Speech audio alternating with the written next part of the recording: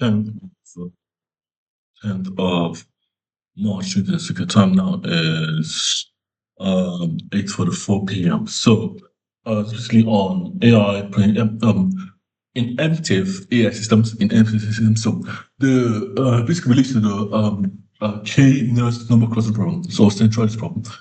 For example, you're gonna have IJK as indexes, and you're gonna have index one mapped to N M N L N A B C D E F G.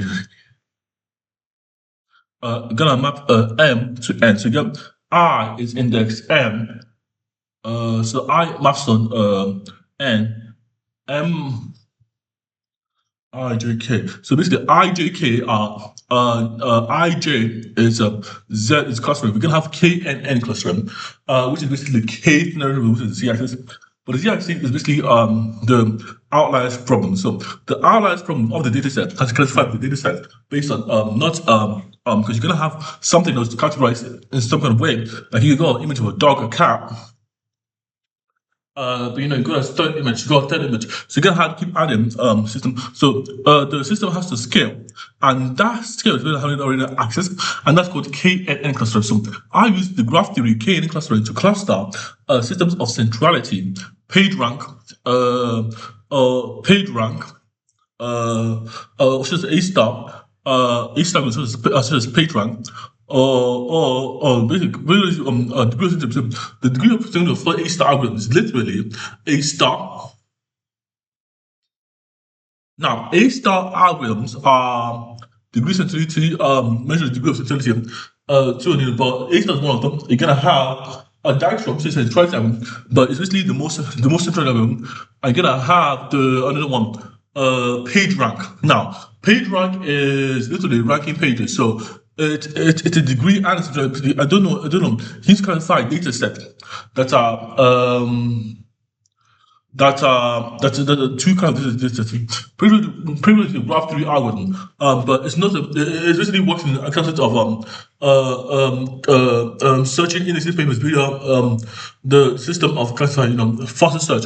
Just put PageRank. So PageRank is basically one of them optimal algorithms for classifying the data set.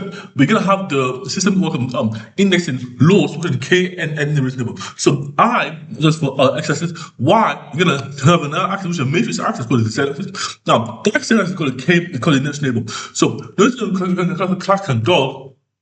But if you have some other feature that's in a data set, such as a mouse, you can consider it to be a cat. So the system will be failing there, because you think it's more of a cat than a dog.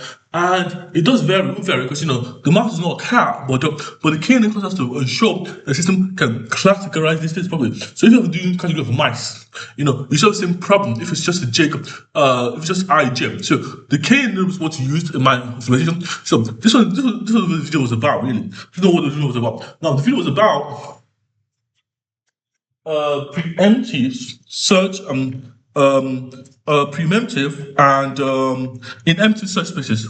So in empty spaces, you get preemptive search spaces, things that are that you can follow through. But this you can search, you just know. So my ES systems are meant to. Oh, sorry guys.